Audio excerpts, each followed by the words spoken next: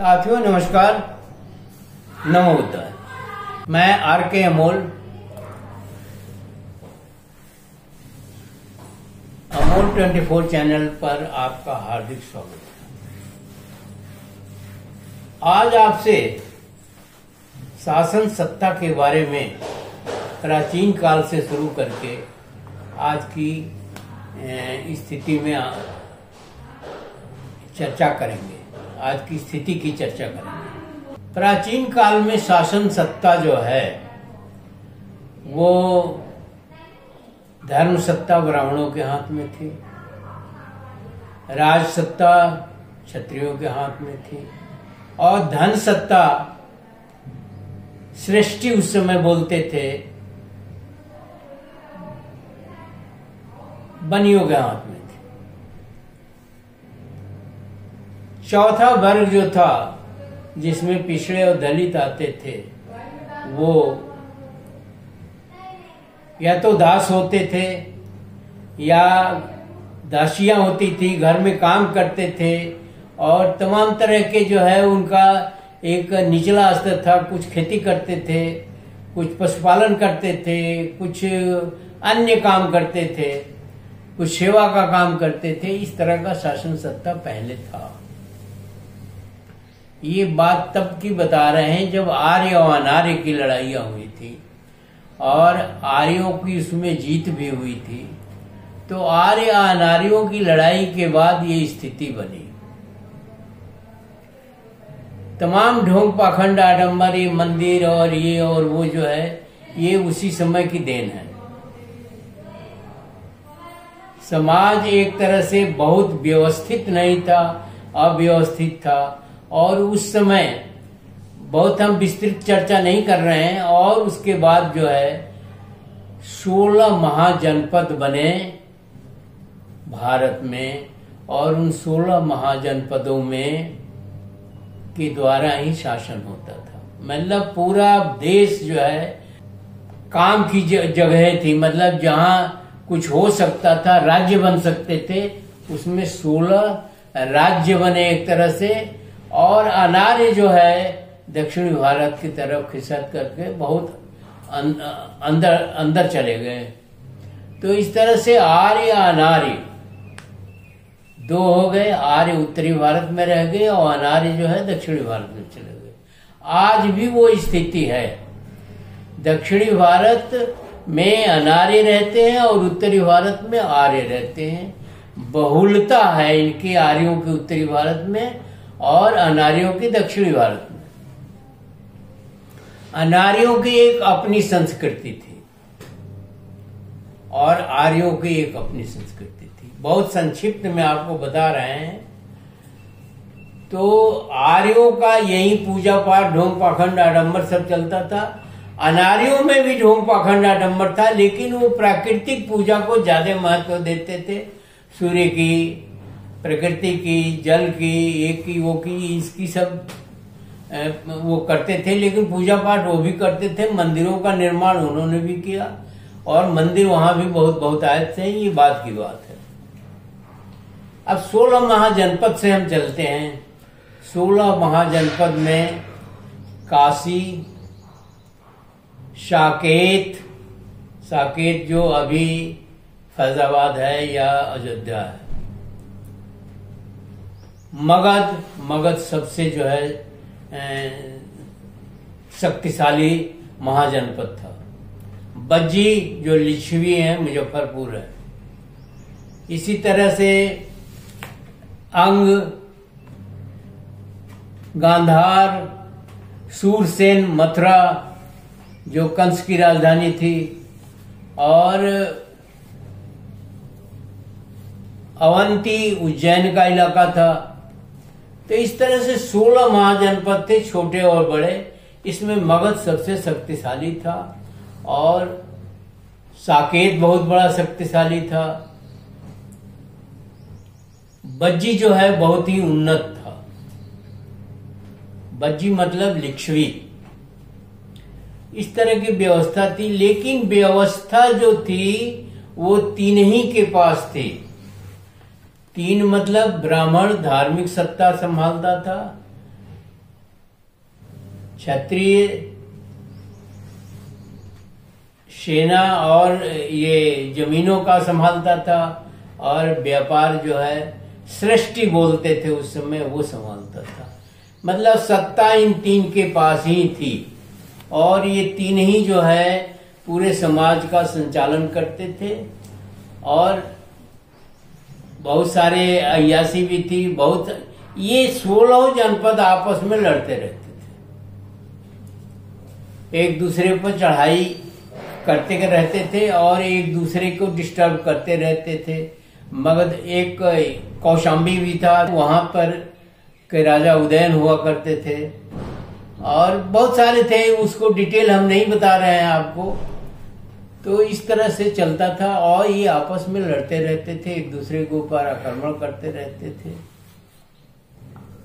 फिर जो है साकेत का पतन हुआ, मगध का पतन हुआ, साकेत का भी पतन हुआ, पुष्यशुंग मित्र आया, मौर्यों का शासन समाप्त हुआ। उसके पहले की घटना भी बता देते हैं आपको। उसके पहले चाणक्य जो है, वो चाणक्य के साथ, चाणक्य तक्षशिला में प्रोफेसर थे। चाणक्य के भाई जो थे वो बहुत सेनापति थे मगध के। किसी तरह से उनका षड्यंत्र के तहत मर्डर हो गया। चाणक्य आए और उन्होंने चंद्रगुप्त की खोज की, जो उन्हीं का भतीजा था। बाद में ये साबित हुआ कि उन्हीं का भतीजा था। चंद्रगुप्त ने जो है उस समय जौनों के आक्रमण, सिकंदर वगैरह के आक्रमण होते थे, उसी में पुरु, अम्बिक, ये भी महाजनपद के ही हेड थे। पुरु एक कह लीजिए जाति होती थी, या अम्बिक जो है वहां का राजा था। तो इस तरह से चंद्रगुप्त को तैयार किया चाणक्य ने, और उसने कहा विदेशियों के आक्रमण को रोकना है। फिर चंद्रगुप्त मौर्य ने सारे ये जो महाजनपद के राजा थे, इनको सबको परास्त करके वो मगध के सम्राट बने, और अखंड भारत का निर्माण हुआ। मतलब भारत बना, उसी समय भारत बना। अब भारत तो बन गया और बहुत अच्छे तरीके से राज्य हुआ। फिर उसके बाद उनकी 10 पुश्तों ने राज्य किया, क्योंकि उस समय रानी के पेट से ही राजा पैदा होता था। तो एक वंश ही जो है वो राज्य करता था। और अंतिम मौर्य राजा था बृहदर्थ, जो 16-17 साल का था। चूंकि वंश परंपरा थी, या वो परंपरा थी, तो वो राज्य उनके पास आ गया। और उसी समय 2 महापुरुष पैदा हुए, एक थे भगवान बुद्ध और दूसरे थे जैन मुनि। जैन मुनि क्षत्रिय समाज के थे, लेकिन जो नंगा नाच जो है 16 जनपदों में हो रहा था, उससे ये लोग शुद्ध थे। जो समाज के अंदर भेदभाव था, जो समाज के अंदर यहां तक था कि छोटे लोग, जो गरीब लोग थे, उनकी औरतों, बच्चों, आदमियों को दास बना करके बाजार लगता था, दासों का एक हाट लगता था, बाजार लगता था, जिसमें उनकी बिक्री होती थी। मतलब गरीब लोगों की दास दासी बना करके खुलेआम बिक्री होती थी। और लोग बाग जैसे सब्जी खरीदने या सामान खरीदने जाते थे, वैसे दासों के बाजार में सामान खरीदने जाते थे। और बेचने वाले जो खरीद के लाते थे, गांव से ले आते थे, वो बेचते थे। और राजा महाराजाओं के यहाँ जो है वो दास दासी खरीद के जाते थे, बड़े लोगों के पास जाते थे। सृष्टि बहुत बड़े बड़े, उनको महाजन भी बोलते हैं। ये हिंदी इलाके में आज के दिन ये महाजन है, जो रुपए पैसे का कारोबार करते हैं, वह महाजन बोलते थे। महाजन बड़ा आदमी। जैसे मद्रास में पेरियार बड़ा आदमी होता है, पेरियार का मतलब बहुत बड़ा आदमी। तो उसी तरह से जिसके पास रुपए पैसे होते थे। तो इस तरह से चल रहा था। मतलब मानवता एकदम तार तार हो रही थी। बहुत सारी कहानियां हैं उसमें। जो औरत को जो है उसका हस्बैंड मर गया, औरत को धोखा दे करके ले आया, अरे चलो तुम्हारा हस्बैंड वहां है, हम उनसे मिलवा देते हैं। पता चला वो दास बाजार में ले आके खड़ा कर दिया। और 3-3 साल के बच्चों की कीमत होती थी, बोली लगती थी। 3 साल का बच्चा दास बन गया। अब वो जब बड़ा होगा तो अपना जिंदगी भर उन्हीं के यहाँ अपना नौकरी चाकरी करेगा या उनका दास बन के रहेगा, वो कहीं जा नहीं सकता। तो ऐसी अव्यवस्था थी, कुरीतियां थी, अमानवता था, इस तरह से था। तो उस समय दो जो महासंत हुए, महापुरुष पैदा हुए, जैन मुनि और महात्मा भगवान बुद्ध। भगवान बुद्ध ने इन सब चीजों से निराकरण किया और जैन मुनि ने भी यही काम किया। जैन मुनि ऑलमोस्ट नंगे रहते थे। इन लोगों का कार्य क्षेत्र जो है वो यही उत्तरी भारत ही था, दक्षिणी भारत तक तो कम ही था। फिर एक बीच में अशोक, सम्राट अशोक जो है गद्दी पर बैठे, उन्होंने बौद्ध धर्म को दूर दूर तक फैलाया, उसे मिशनरी बनाया, उसे विदेशों तक फैलाया और अपने लड़के और लड़कियों को उसमें प्रचार में लगाया, जबकि राजा प्रचार नहीं करते थे, लेकिन उन्होंने लगाया और बौद्ध धर्म जापान, चाइना, कंबोडिया, थाईलैंड, ये तमाम देशों में फैल गया। उस समय अमेरिका का तो वजूद ही नहीं था, इंग्लैंड का भी बहुत वजूद नहीं था, ये तो जंगली टाइप रहते थे लोग। तो इस तरह से बौद्ध धर्म एक मानवता का धर्म, जिसमें दास दासी नहीं हो सकते, अब मानवीय हो चुके थे। भारतीय शासक, भारतीय सृष्टिजन मतलब रुपए पैसे वाले, और भारतीय सेना नायक जो क्षत्रिय थे, ये अमानवीय काम करते थे। तो इस अमानवीय से दासता से मुक्ति होकर के एक राज्य बना भारत, अखंड भारत का, चंद्रगुप्त के जमाने में। फिर उसकी 10 पुस्तों ने शासन किया। फिर आया एक 60 में, आपके ज्ञान के लिए मैं बता रहा हूं, बहुत अंदरूनी हिस्ट्री नहीं बता रहा हूं, अंदरूनी हिस्ट्री भी हमको मालूम है, एक आपके ज्ञान के लिए बता रहा हूं। उसी में एक धोखाधड़ी हुई। पुष्यशुंग मित्र एक ब्राह्मण था जो मौर्यों के भोजनालय में खाना बनाता था। फिर उसका षड्यंत्र एक हुआ और षड्यंत्र में उसने बृहदर्थ, जो आखिरी सम्राट था मौर्य साम्राज्य का, उसका खात्मा हो गया। दशहरा के दिन ही उसका कत्ल हो गया और पुष्यशुंग मित्र गद्दी पर बैठ गया। पुष्यशुंग मित्र के जमाने में फिर वही शुरू हो गया जो पहले होता था। फिर ये रामायण, महाभारत, मनुस्मृति, फला और टेका, सारी कुरीतियां फिर से लागू हो गई, क्योंकि ब्राह्मण वर्ग जो है कुरीतियों से पैदा करके उसमें अपनी चोंच लगा करके और आराम से खाता पीता है और लूटपाट होती है धर्म के नाम पर, संपत्ति के नाम पर और रुपए पैसे के नाम पर। फिर जो है भारत गुलाम हुआ। गुलाम होने के बाद 755 साल गुलाम रहा।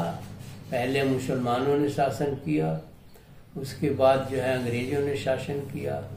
मुस्लिम से यहीं बस गए, या मुस्लिम जो कन्वर्ट हुए। मुस्लिम और ईसाई धर्म मिशनरी धर्म है। मिशनरी का मतलब ये है कि इसका प्रचार प्रसार सारी दुनिया में किया जा सकता है। केवल हिंदू धर्म है जो मिशनरी नहीं है और जिसका प्रसार प्रसार नहीं किया जा सकता है, और सारे ढोंग पाखंड आडंबर हिंदू धर्म में है, उसको हम अमानवीय धर्म भी कर सकते हैं। पूरी तरह से अमानवीय धर्म है। मनुष्य का शोषण करता है, और कोई हिंदू धर्म में हिंदू बनाने की कोई पद्धति नहीं है, कोई तरीका नहीं है, मिशनरी है ही नहीं। उसके बाद जो है अंग्रेज भी गए और स्वतंत्रता मिली, और स्वतंत्रता के बाद जो है पंडित जवाहरलाल नेहरू पहले प्रधानमंत्री बने। एक संक्षिप्त में आपको इतिहास बता रहे हैं। प्रधानमंत्री बने, और प्रधानमंत्री ऐसे थे जो ये ढोंग पाखंड आडंबर के समर्थक नहीं थे, कतई नहीं थे। न वो मंदिर जाते थे, न ही मस्जिद जाते थे, न ही धर्म में कोई उनका कोई रुकावट था। और उसी समय एक और भी भगवान पैदा हुए, वो थे अम्बेडकर। जो दलितों के और पिछड़ों के भगवान ही थे। और उनको नेहरू का साथ मिला। नेहरू विदेशों में पढ़े थे। विदेशों में मानवीय धर्म ही चलता है, चाहे वो ईसाई धर्म हो चाहे कोई भी धर्म हो, वो मानवीय धर्म की तरह से। कभी वो भी अमानवीय था, लेकिन अब मानवीय धर्म की तरह से। वो स्कूल खोलते हैं, चर्च जरूर रहता है, लेकिन चर्च का उतना महत्व नहीं है जितना स्कूल का महत्व है, जितना जो है मानव धर्म का महत्व है, जितना शिक्षा का महत्व है, स्वास्थ्य का महत्व है। तो इस तरह से एक रिनेशा उनके यहाँ आया, और रिनेशा के बाद उनकी उन्नति हुई। चर्च को उन्होंने एक तरफ रख दिया, पोप को किनारे कर दिया, और एक अभ्युदय हुआ, रिनेशा हुआ। नेहरू के जमाने से पहले की बात है। नेहरू ने भी ये नई नई जो स्वतंत्रता मिली थी, तो लोगों में भी बहुत उत्साह था। लोगों ने बहुत अच्छे तरीके से ये ढोंग पाखंड आडंबर का पालन तो किया, ये खत्म नहीं हुआ, लेकिन उसके साथ शिक्षा, संस्कृति और स्वास्थ्य के बारे में भी चलता रहा।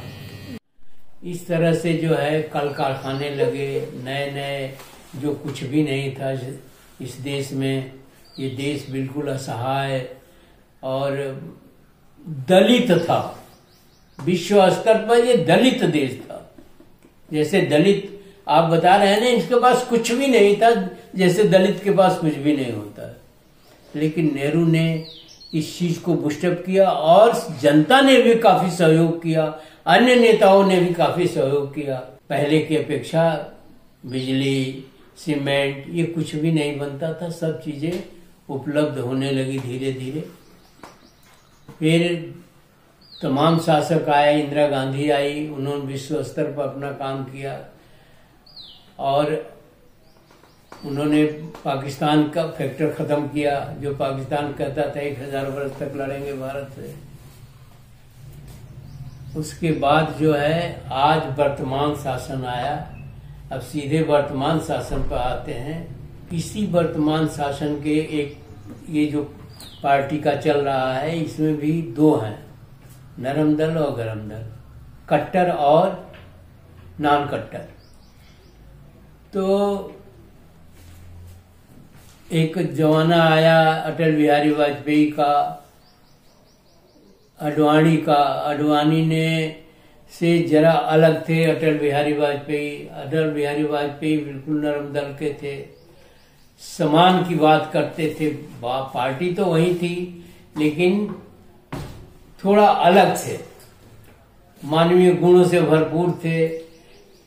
सोच समझ के जो है वो स्टेटमेंट देते थे, या जनता के हित की बात करते थे। इसलिए कांग्रेस उनको तवज्जो देती थी और वो होता था। अब आज के जमाने में आते हैं, जो वर्तमान शासन चल रहा है, लगता है वही पुराना शासन जो हम बताए हैं कि भगवान बुद्ध के पहले का जो शासन था, जिसमें दास दासियां और तरह तरह के ढोंग पाखंड आडंबर और तरह तरह की चीजें थी, वो जमाना फिर लौट करके आ रहा है। एक बार पुष्यशुंग मित्र ने लौटाया था, अब वर्तमान शासक जो है उस चीज को लौटाने की सोच रहे हैं। तो ढोंग पाखंड आडंबर बढ़ रहे हैं। उच्च पदों पर आसीन लोग जो है अब मंदिर मंदिर कह रहे हैं, हिंदू हिंदू कह रहे हैं, मस्जिदों पर अटैक हो रहे हैं, दूसरे धर्म स्थलों को का नुकसान करने की कोशिश की जा रही है। और ऐसा लगता है कि ये या तो बुद्ध काल से पहले की जो स्थिति थी वो आ गई, या पुष्यशुंग मित्र के काल की स्थिति थी वो आ गई, और अब अराजकता जो है समाज के अंदर फैल रही है। कोई कह रहा है कि 47 में नहीं, 2014 में आजादी मिली। कोई कह रहा है कि आजादी 2024 में मिली। मतलब पूरी तरह से उच्छृंखलता है, पूरी तरह से अराजकता फैलाया जा रहा है, पूरी तरह से पुराना जो सिस्टम है उसको लागू करने की कोशिश की जा रही है, क्योंकि वही सिस्टम इनके दिमाग में है। और आज पूरा देश जो है अराजकता के भेंट चढ़ रहा है। आप गौर करिए, जो हमने बताया है पीछे, बहुत विस्तृत रूप में नहीं बताया है आपको, लेकिन औरंगजेब का दोष दिया जाता है। कई औरंगजेब के बराबर काम आज हो रहा है। औरंगजेब ने तो लड़ाइयां लड़ी, औरंगजेब तो मुसलमान था, वो अपने धर्म को मानता था, लेकिन कहीं न कहीं औरंगजेब ईमानदार भी था। मैंने एक वीडियो बनाई है औरंगजेब के ऊपर, और उसमें बताया है कि शाहजहां का कहना था कि हमारा भी मकबरा एक बनेगा ताजमहल के बगल में, जिस पर उनका बड़ा बेटा जो है दारा सिंह सहमत था, लेकिन औरंगजेब सहमत नहीं था। औरंगजेब ने कहा नहीं, रियाया के पैसे से कोई मकबरा नहीं बनेगा, जो बन गया सो बन गया। और उसने पिता उसके नहीं माने तो उनको जेल में डाल दिया। लेकिन इसी को घुमा फिरा के बताया जाता है कि वो अपने बाप को जेल में डाल दिया तो कट्टर था, तो धर्म का ये था वो था। जो उससे ज्यादा कट्टर आज हैं। औरंगजेब के कई गुना कट्टर आज हैं, और वो साधु सन्यासी भी हैं। असंयत भाषा का प्रयोग किया जा रहा है, और कट्टरता जो है उस तरह से काम किए जा रहे हैं, और कट्टरता की बोली बोली जा रही है, और ये शो किया जा रहा है कि हम कट्टर हैं, और वो समाज के शीर्ष पर हैं, संवैधानिक पद पर बैठे हुए हैं, फिर भी वो भाषा इस्तेमाल कर रहे हैं जो शायद औरंगजेब ने भी नहीं किया होगा। भाषा इतनी निम्न स्तर की है, निम्न कोटि की है, कि उससे पता चल जाता है कि कट्टरता बहुत ज्यादा है, और इससे समाज का काफी अहित हो रहा है। देश का अहित हो रहा है। समाज का अहित होगा तो देश का अहित हो रहा है। शीर्ष पर और संवैधानिक पद पर बैठे हुए लोग झूठ बोल रहे हैं, और एक बार झूठ नहीं बोल रहे हैं, अनेकों बार झूठ बोल रहे हैं। किसानों को बर्बादी के कगार पर ले जाना चाहते हैं, कामगारों को, छोटे लोगों को जो काम करने वाले हैं उनको बर्बादी के कगार पर ले जाते हैं। शराब का प्रचलन बढ़ाया जा रहा है, शराब का धंधा जो है विस्तृत किया जा रहा है, और लोगों को शराब पिलाया जा रहा है। इस पर कोई कार्रवाई नहीं हो रही है। शिक्षा जो है उसको डुबोया जा रहा है, स्वास्थ्य को खत्म किया जा रहा है, और हमें लगता है कि वहीं दास दासियां जो है उसके बाजार लगेंगे। धर्म के नाम पर गुंडई हो रही है, धर्म के नाम पर उच्छृंखलता हो रही है, धर्म के नाम पर जो है अराजकता फैलाई जा रही है, और साधु सन्यासियों द्वारा उनका भी उपयोग जो है धर्म के नाम पर जन भावना के खिलाफ है। साधु सन्यासी जो है, करोड़ों में तो साधु सन्यासी हैं, और इन करोड़ों साधु सन्यासियों को बढ़ावा दिया जा रहा है, और अनर्गल कार्रवाई करते हैं, और तमाम आपराधिक और उसमें लिप्त हैं। ऐसी स्थिति में यह देश के साथ नाइंसाफी है, यह दलित और पिछड़ों के साथ नाइंसाफी है, जनता के साथ नाइंसाफी है, और देश सबसे बड़ा देश होता है, देश के खिलाफ अहित है। इतने निम्न स्तर के भाषण दिए जा रहे हैं संवैधानिक पदों पर बैठे हुए लोगों द्वारा, जिसका कोई स्तर नहीं है। जो गांव का एक अदना सा जो पढ़ा लिखा नहीं है और कट्टर है, वो भी इस तरह की भाषा का प्रयोग नहीं करता है। जैसे पूरी शासन व्यवस्था बेलगाम हो गई हो, और शासन व्यवस्था ये नहीं सोच रही है कि इससे देश का हित हो रहा है या अहित हो रहा है। इसलिए आपसे निवेदन है कि आप हित और अहित को सोचते हुए, देश को सोचते हुए, अपना हित सोचते हुए, विशेषकर पिछड़ों और दलितों से हम यही निवेदन करेंगे कि वो इसमें कम से कम भाग न लें, इसमें कम से कम अपनी भागीदारी न हो, क्योंकि इससे उन्हीं का हित है। अभी लोगों में ये चर्चा है कि ये मुस्लिमों को डराया जा रहा है, और असली गाज गिरनी है दलित और पिछड़ों पर। दलित और पिछड़ों के पास कुछ है नहीं, न ज्ञान है, न शिक्षा है, न स्वास्थ्य है, न धन है, न संपत्ति है, न कोई विजन है। तो किसका हित होगा? जिनके पास ये सारी चीजें नहीं होगी उन्हीं का हित होगा। मुस्लिम तो फिर भी शासक रहे हैं, उनके पास है, और किसी दिन अगर मुस्लिमों का मिजाज बिगड़ा तो ये देश गृह युद्ध की स्थिति में आ जाएगा। तो ऐसे स्थिति में आप सावधानी से काम लें और इन कट्टर और बददिमाग लोगों के साथ तो न जाएं और इन्हें बदलें। मैंने ये भी कहा एक वीडियो में कि हर 5 साल बाद सरकार बदल जानी चाहिए, चाहे वो जिसकी भी हो, और ये जनता को करना चाहिए कि सरकार हमेशा बदलते रहिए,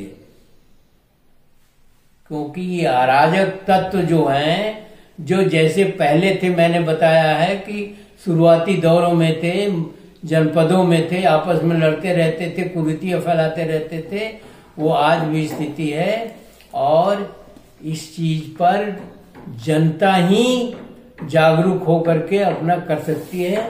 फिलहाल कोई अंबेडकर, कोई बुद्ध, कोई जैन मुनि, महावीर कोई नहीं आने वाला, नहीं जगदेव बाबू आने वाले हैं, नहीं पेरियार आने वाले हैं, न ललित सिंह यादव आने वाले हैं। ये तो आप ही में से आपको पैदा करना पड़ेगा और पैदा होंगे, ये मुझे विश्वास है। थोड़ी और अति हो जाए, थोड़ी और बातें बढ़ जाए, क्योंकि आज अति की तरफ हम जा रहे हैं। भाषा की मर्यादा एकदम समाप्त है, काम कुछ भी नहीं हो रहा है, और सिर्फ ढोंग पाखंड आडंबर को बढ़ावा दिया जा रहा है। धर्म का बार बार दुहाई दी जा रही है। इसी के साथ वीडियो समाप्त करते हैं और आशा करते हैं आप वीडियो को पढ़ेंगे, तदनुसार काम करेंगे और सरकारों को बदलते रहिए, फेंटते रहिए। कहीं कुछ नहीं है, कहीं कोई कुछ नहीं कर रहा, सब आपको गुमराह कर रहे हैं, सब आपका हित कर रहे हैं। धन्यवाद। वीडियो को लाइक, शेयर और सब्सक्राइब करना न भूलिए। जय भीम, जय नेहरू, जय संविधान, जय भारत।